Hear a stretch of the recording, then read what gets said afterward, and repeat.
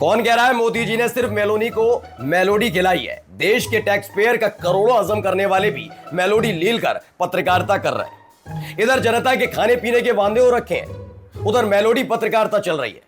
इस मिठाई की घनी जरूरत वैसे भी पड़ गई थी, क्योंकि पॉपो से सवाल पूछकर एक 28 साल की पत्रकार ने सब कुछ कड़वा कड़वा जो कर दिया था। आग थू। ऐसे में जरूरत थी मुद्दे को डाइवर्ट कर पापा की बहन यानी बुआ ढूंढने की, तो आखिरकार मिल गई गोदी एंकरों को अपनी बुआ। तो बजाओ ताली। दिक्कत यह नहीं है कि मोदी जी ने अपनी बहन स्वरूपा मेलोनी को मेलोडी खिलाई। दिक्कत यह है कि आर्थिक संकट का ज्ञान देकर वो 6 दिन के लिए अंतर्ध्यान हो गए और मिले भी तो इस हालत में। Prime Minister Modi brought us a gift, a very, very good toffee.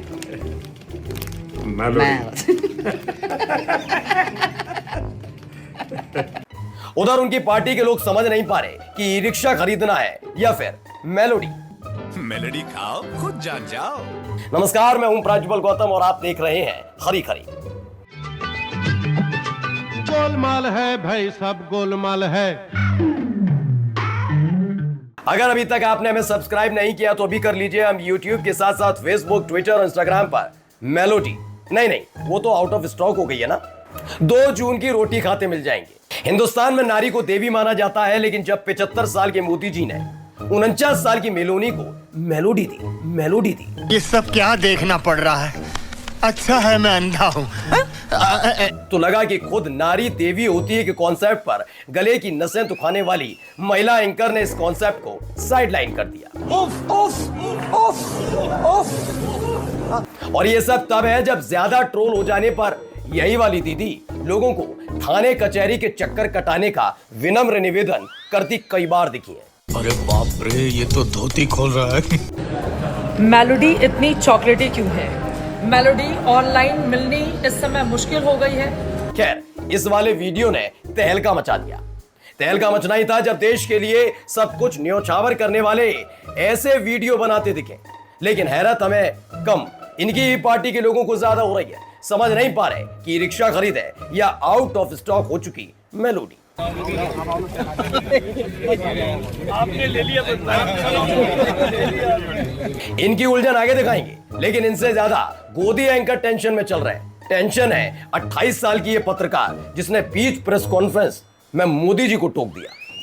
Prime Minister Modi, why don't you take some questions from the freest press in the world? सवाल वो भी मोदी जी से। फिर क्या था, देश के टैक्स पेयर के पैसे से हर साल 14 करोड़ डकार जाने वाले अति राष्ट्रवादी का खून खौल उठा और वो नॉर्वे की इस पत्रकार को पत्रकारिता न माफी चाहेंगे निष्पक्षता सिखाने लगे। दूसरा, पत्रकारिता में सबसे पहला सिद्धांत जो सिखाया जाता है वो है निष्पक्ष रहना। अरे मैं क्या सुन रहा हूं? निष्पक्षता, निष्पक्षता, निष्पक्षता। और क्या कौन रहा है भाई? तिहाड़ शिरोमणि। दूसरा, पत्रकारिता में सबसे पहला सिद्धांत जो सिखाया जाता है वो है निष्पक्ष रहना। मानता हूं भाई, दिल दुखा है, थोड़ा जलता भी होगा। सपना टूटा है तो दिल कभी जलता है। ना दिल दुखाओ ना कुछ और जलाओ, पहली फुर्सत में नॉर्वे की इस पत्रकार को बुलाओ और बताओ पत्रकारिता किसे कहते हैं। आप वाकई थकते क्यों नहीं है? आपने कम से कम 20 किलो वजन जरूर लूज किया होगा and you are looking very. Purse रखते हैं क्या? बटुआ जिसके अंदर पैसे होते हैं। ऐसा है, मेरी कठिनाई है कि पहले तो पैसे थे ही नहीं। आम काटू टॉनिक बांटू थकन मिटाओ। पत्रकारिता की वजह से ही तो हमारा देश वर्ल्ड प्रेस फ्रीडम इंडेक्स में 157वें नंबर पर है और यही वाले लोग जिम्मेदार हैं। निष्पक्ष रहना। लेकिन जिस तरह के आक्रामक अंदाज में हेल लंग प्रेस कॉन्फ्रेंस में आई, उससे यह साफ है कि वो निष्पक्षता के भाव से नहीं बल्कि नफरत के भाव से आई थी। और जब कोई पत्रकार अपने सवाल पूछने से पहले ही अपनी राय बना चुका होता है तो वो पत्रकार नहीं, एक कार्यकर्ता बन जाता है। हाँ, कार्यकर्ता तभी तो कहते हैं गोदी मीडिया। ऐसे ही थोड़ा ही तमगा मिला है और ये चाह क्या रहे, देश में कोई विपक्षी न रहे। मोदी जी से पूछे गए सवाल पर हद दर्जे की पत्रकारिता कर डाली। मोदी इज इंडिया करार दे दिया।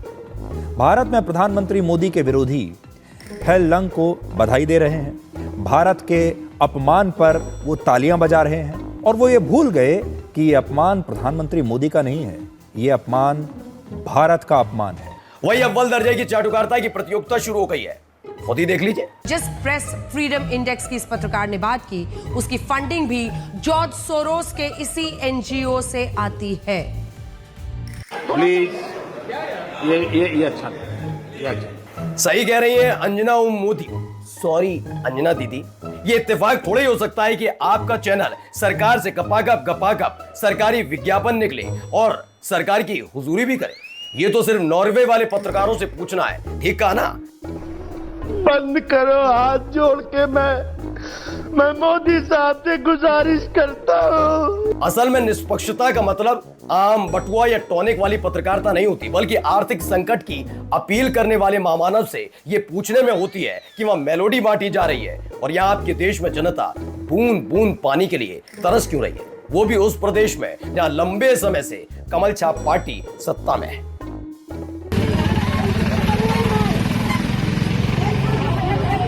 खैर ये तो पूछा जाएगा जब सत्ता की चाटुकारिता खत्म होगी।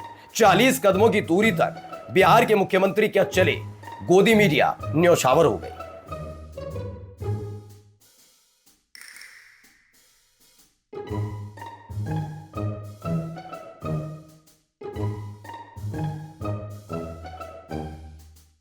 मगध प्रदेश के सम्राट का महल और दरबार आमने सामने है, लेकिन इसे भी त्याग की संज्ञा दे डाली और इन वाले भाई साहब ने साबित कर दिया कि ये मुंबई से ही आते हैं। पहले दिन धूम मचा ले टाइप दिखे,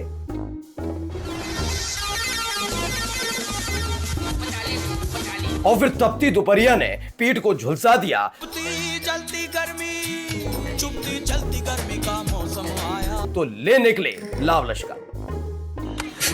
जल्दी वहां से हटो, लो क्या करो। वो पुलिस आ गई, पुलिस आ जाओ भैया। अच्छा मॉडिफाई खैर अब टेंशन की बात नहीं है। जब जब आर्थिक संकट की आहट हो या महंगे होते पेट्रोल डीजल की दिक्कत, फौरन जेब से निकालिए मेलोडी, क्योंकि मेलोडी ही चॉकलेटी है। अरे जा कह रहे हो, लाइक शेयर और सब्सक्राइब करते जाओ भाई, आपकी बदौलत ही चैनल चल रहा है। हमारे पास कौन से अंधभक्त है। 500 रुपए बढ़ जाओ तो कोई टेंशन नहीं है, कोई असर नहीं है, सब बहुत बढ़िया चल रही है जिंदगी, एक नंबर, कोई टेंशन नहीं है। नमस्कार।